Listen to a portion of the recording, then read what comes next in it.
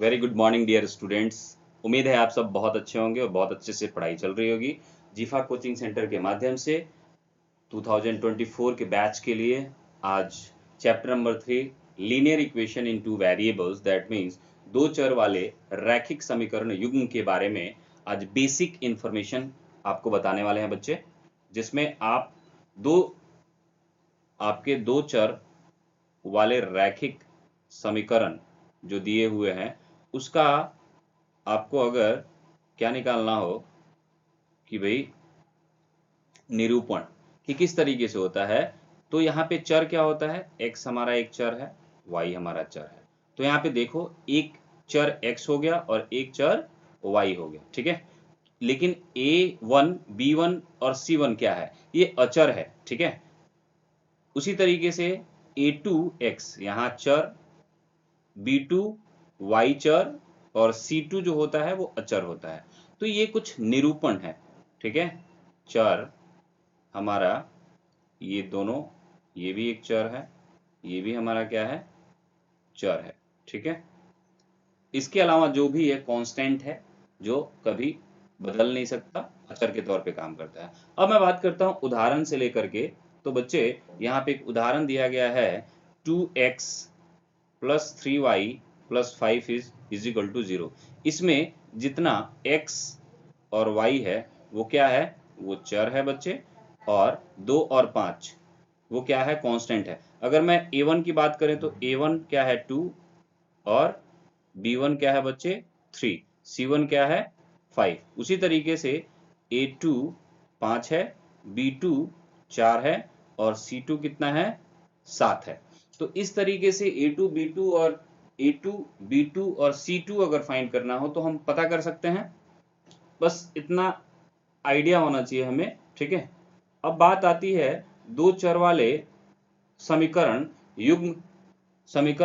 युग्मों का हल किस किस विधि से निकाल सकते हैं। तो एक तो होता है ग्राफिक विधि, ठीक है बच्चों, जिसमें हम ग्राफ पे रिप्रेजेंट करते हैं, ठीक है। उसके अलावा आता है दूसरा प्रतिस्थापन विधि। क्या आता है, प्रतिस्थापन विधि।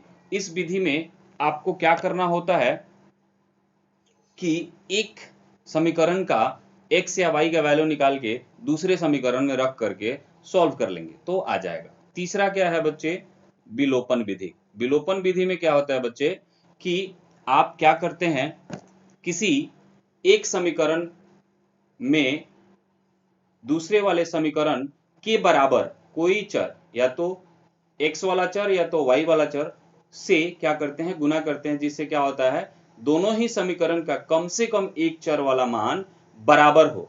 क्या बराबर हो, उसका कांस्टेंट जो अचर पार्ट हो वो कॉन्सोनेंट वो क्या हो, आपका बराबर होना चाहिए। अगर ऐसा होता है तो वो कौन सी विधि होती है, विलोपन विधि। अब सवाल ये है कि ग्राफिक विधि, प्रतिस्थापन विधि और विलोपन विधि को विस्तार रूप से समझें समझाएं। तो चलिए बच्चे आगे हम ग्राफिक्स विधि के बारे में बात करते हैं। ग्राफिक विधि में मान लीजिए आपको a1x plus b1y plus c1 is equal to 0 दिया है, और दूसरा a2x plus b2y plus c2 बराबर 0 दिया है। तो ग्राफिक निरूपण के तौर पे पहला कंडीशन हमको ये देखना है कि a1 बटा b1 अगर बराबर नहीं है b1 बटा b2 के, तो ये क्या होगा, प्रतिच्छेदित रेखाएं होंगी। इस तरीके से एक रेखा दूसरे रेखा को किसी स्थान पे क्या करेगी, काटेगी। इसको जब एक जगह काट रही है तो उसको क्या बोलते हैं बच्चे, एक हल। यहाँ पे कितना मिलेगा, सिर्फ एक हल मिलेगा, और इसको हम बोलते क्या है, संगत समीकरण युग्म बोलते हैं। इसी सिलसिले में आपको अगर दूसरे टाइप्स की बात करें तो यहाँ पे a1 a2 के बराबर है, b1 b2 के बराबर है और b1 b2 बराबर c1 c2 है। तो इसको कौन सी रेखा बोलते हैं, समपाती रेखा। समपाती रेखा का मतलब होता है कि एक रेखा के ऊपर दूसरी रेखा बिल्कुल उसी के ऊपर से जा रही हो, जिस तरीके से यहाँ पे एग्जाम्पल में हमने लिया है, ठीक है। इसके अनेक हल होंगे। कितने हल होंगे, अनेक। इसका कोई हल फिक्स नहीं होगा, बहुत सारे हो सकते हैं। इसको भी क्या बोलते हैं बच्चे, संगत समीकरण युग्म बोलते हैं। तीसरे टाइप का जो है उस पर थोड़ा सा ध्यान दें। A1 बटा B2 बराबर है B1 बटा B2 के बराबर है, लेकिन यहां पे एक चीज छूटा है कि क्या C1 बटा C2 के बराबर B1 बटा B2 ना हो। ठीक, तो ऐसी सिचुएशन में क्या बोलते हैं, समांतर रेखाएं। समांतर रेखाएं वो रेखाएं होती है जो आपस में कभी भी नहीं मिलती हैं। मतलब अगर मैं बोलूं कि रोड के दो किनारे, स्केल का दोनों साइड, वो कभी भी एक दूसरे के बराबर नहीं होगा। और वर्टिकली अगर आप एंगल देखें तो वहां पे पूरा का पूरा 90 डिग्री का एंगल बनाता है। ठीक है, इन दोनों के बीच में। तो इस तरीके से उदाहरण लिया गया है। ये जो रेखाएं आप देख रहे हैं ये क्या है, समानांतर रेखाएं हैं। इसका कोई हल नहीं होता, एक सिंगल हल नहीं होता, क्योंकि दोनों ही रेखाएं आपस में कहीं भी मिलती नहीं, इस वजह से इसका कोई हल नहीं होता। और इसी वजह से इसको असंगत समीकरण युग्म के नाम से भी जाना जाता है। ठीक है, अब एक हम कॉमन उदाहरण लेते हैं और तीनों ही विधि पे, ग्राफिक्स विधि पे, इन सब चीजों पे हम सॉल्व करेंगे। उससे पहले उदाहरण के तौर पे हमने लिया क्या बच्चे, x plus 3y is equal to 6, ये पहला समीकरण। 2x minus 3y is equal to हमारा दूसरा समीकरण। इसको हम ग्राफिक्स विधि में किस तरीके से हैंडल करेंगे, किस तरीके से संभालेंगे, वो चीज देखते हैं। समीकरण एक में, मतलब समीकरण एक का मतलब क्या हुआ, x प्लस 3y बराबर 6। अब इसमें अगर मैं x का मान 0 रख दूं, जो कि मैंने यहां रखा, तो 0 plus 3y is equal to 6, क्योंकि 0 में 3y जोड़ेंगे तो क्या होगा, सिंपल सा होगा भाई, 3y बराबर 6। और y का मान अगर, क्योंकि यहाँ पे गुना कर रहा है 3 y के साथ, तो y का मान 6/3, मतलब y का मान 2 आ गया। उसी तरीके से अगर y को मैंने 0 मान लिया, यहाँ पे अगर मैंने 0 पुट किया, तो x का मान क्या होगा कि 0 में किसी भी संख्या से गुना करने के बाद वो 0 बन जाता है। तो 3 में 0 से गुना करेंगे तो 0, x plus 0 is equal to 6। इस वजह से क्या हो जाएगा बच्चे, x का मान कितना हो जाएगा, 6 हो जाएगा। तो इसके हिसाब से एक टेबल कंस्ट्रक्ट किया, x और y। x का मान जब मैंने 0 डाला तो y का मान 2 आ गया, वही मैंने लिखा। और y का मान अगर मैंने 0 रखा तो x का मान कितना आ गया, 6, तो वही मैंने लिखा। ठीक है, इसी तरीके से समीकरण 2 में, दूसरे समीकरण में, और वो दूसरा समीकरण क्या है बच्चे, ये है 2x minus 3y is equal to 12। x बराबर 0 मैंने रखा, तो 2 गुना 0 माइनस 3y बराबर 12। क्योंकि ये 0 बन जाएगा तो माइनस 3y बराबर 12, माइनस y बराबर 12/3 मतलब 4, और y बराबर -4। 0 रखने पे y की वैल्यू कितनी आ गई, x बराबर 0 रखने पे y की वैल्यू -4 आ गया। उसी तरीके से y का मान अगर 0 रख रहे हैं तो क्या होगा, 2x माइनस 3y, और y की जगह 0 बराबर 12, 2x माइनस 0 बराबर 12, x 2x बराबर 12, और उसी तरीके से x बराबर क्या हो जाएगा, 12/2। मतलब x का मान कितना आ गया बच्चे, 6। टेबल में रखेंगे x और y। 0 रखा जब x तो y आया -4, y रखा 0 तो x आया 6, और वही चीज मैंने लिख दिया। ठीक है, ये क्या है, ये ग्राफिकल रिप्रेजेंटेशन के लिए इंपॉर्टेंट है। ठीक है बच्चे, अब जरा देखिए समीकरण 1 और 2 जो हमने टेबल बनाया, वो टेबल हमने यहाँ पे नोट कर लिया। अब नंबर लाइन मैंने बनाया ग्राफ के थ्रू, जो इस तरीके से हमारा बना ग्राफ। ये फर्स्ट क्वाड्रेंट है, सेकंड क्वाड्रेंट ये वाला है। ठीक है, ये फर्स्ट है, ये थर्ड हो गया, और ये हमारा फोर्थ हो गया। तो जरा यहाँ देखिए, ये 0 है, राइट साइड में हमको कितना चाहिए, x जब 6 है तो y कितना, 0, y0 x 6 प्लस का है तो यहाँ पे आएगा। ठीक है, उसी तरीके से y x0 है, x0 है, और y कितना है 2, y प्लस का 2 है तो एक पॉइंट यहाँ आ गया, तो ये लाइन हमारा हो गया।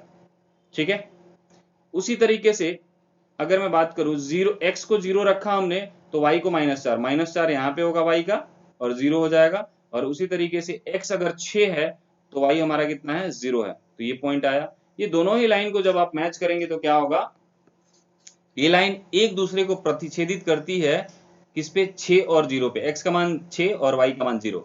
इसलिए यहाँ पे लिख सकते हैं ग्राफीय विधि से x का मान कितना आ गया हमारा, 6, और y का मान आ गया 0। ठीक है, अब आता है प्रतिस्थापन, जो दूसरा वाला आपका है प्रतिस्थापन विधि। प्रतिस्थापन विधि में वही सेम उदाहरण हम ले लिया है, वही उदाहरण लिया हमने। ठीक है, कोई नया नहीं लिए हैं ताकि आपको कंफ्यूजन ना हो। तीन x प्लस 3y बराबर 6 पहला समीकरण हो गया हमारा, 2x माइनस 3y बराबर 12 ये दूसरा समीकरण हो गया। तो पहले समीकरण का मान अगर हम x का वैल्यू निकाल लें तो हमारा x वैल्यू निकला, क्या निकला 6 माइनस 3y, इसको हमने माना समीकरण 3। x बराबर 6 माइनस 3y को समीकरण 2 में रखने पर क्या होगा, अगर इसका मान मैं इसमें रख के चेक करूं तो क्या होगा, 2x माइनस 3y बराबर 12 है, ये हमारा दूसरा समीकरण है। क्या करेंगे, x के जगह पे माइनस 6 माइनस 3y रखा हमने, तो इसको जब हम सॉल्व कर रहे हैं बच्चे तो देखिए जरा आप, क्या आया हमारे को, 6 दूना 12, 3 दूना 6 माइनस का y और ये माइनस का 3y है ही, तो ये हो गया 12, माइनस का 6 और माइनस का 3 कितना होगा, माइनस का 9y, ये 12 जो है प्लस का है तो दाहिने पक्ष में जाकर के माइनस हो जाएगा, तो माइनस 9y बराबर 12 माइनस 12, ये हमारा आ गया। इसके साथ ही साथ वो 9y इज इक्वल टू 0, क्योंकि 12 में से 12 गया 0, y इज इक्वल टू 0 बटा माइनस 9, और किसी भी संख्या को 0 से भाग करते हैं तो क्या आता है 0, तो y का मान 0 आ गया। अब क्या करेंगे, y बराबर 0 को समीकरण 3 में रखने पर क्या होगा, x और समीकरण 3 क्या है, x बराबर 6 माइनस 3y, y की जगह 0 रखा, 3 मल्टीप्लाई बाई 0 क्या हो गया 0, 6 में से 0 गया 6, इसका मतलब x का मान 0 आ गया। इसी तरीके से प्रतिस्थापन विधि से भी x का मान 6 और y का मान 0 आ रहा है। इसका मतलब ग्राफीय विधि और प्रतिस्थापन विधि दोनों ही विधियों से x और y का मान क्या आया, 0 आया। इसका मतलब क्या है कि दोनों ही विधि से किसी भी समीकरण को अगर सॉल्व करते हैं तो आंसर क्या आएगा बच्चे, बराबर ही आएगा। ठीक है, अब हमारा जो आखिरी विधि है विलोपन विधि, उसमें भी उदाहरण हमने सेम रखा है, x प्लस 3y बराबर 6 पहला समीकरण, दूसरा 2x माइनस 3y बराबर 12, समीकरण 1 में 2 से गुना करने पर। अब जरा पूछो कि गुरुजी 2 से ही क्यों गुना किया हमने, तो देखो बच्चे, मैंने बोला कि चर या अचर, चर कोई भी चर, पहला चर का पद या दूसरे चर के पद में क्या होना चाहिए, दोनों ही बराबर होना चाहिए। तो ये तो बराबर है लेकिन ये माइनस में है, तो इस वजह से इसको ना करके हमने क्या किया, इसको पूरे ही समीकरण को, समीकरण 1 को 2 से गुना कर दे तो 2x ऊपर भी आ गया पहले समीकरण में और दूसरे समीकरण में भी कितना आ गया, 2x आ गया। तो दोनों ही पद, दोनों समीकरण के पहला जो दोनों पद है वो बराबर आ गए, और यही हमारा मेन टारगेट होता है। तो 2 से हमने मल्टीप्लाई कर दिया, 2x प्लस 6y बराबर 12, ये हमने तीसरा समीकरण मान लिया। अब समीकरण 3 में से समीकरण 2 को घटाइए। एक चीज समझ के चलना बच्चों, जैसे हम छोटी क्लासेस में बड़ी संख्या में से ही छोटी संख्या को घटाते थे, उसी प्रकार यहां भी जो समीकरण बड़ा होगा उसी समीकरण में से छोटे वाले समीकरण को घटाएंगे। जैसे 9 में से 4 को घटाएंगे तभी तो पॉजिटिव आंसर आएगा, 4 में से 9 नहीं घटा सकते, घटाएंगे भी तो माइनस में चला जाएगा, तो वो काम नहीं करना। ठीक है, बड़ी संख्या में से छोटी संख्या को घटा लेना है। यहाँ पे 3 में से 2 को घटाया मैंने, तीसरा समीकरण क्या है, 2x प्लस 3y बराबर 12, और हमारा दूसरा समीकरण था 2 प्लस माइनस 3y बराबर 12। जब घटाया तो घटाओ का चिन्ह दिया, यहाँ घटाओ है तो प्लस हो जाएगा और यहाँ प्लस है तो माइनस हो जाएगा, तो 2x घटाओ 2x 0 आ जाएगा, या काट देंगे उसको, और प्लस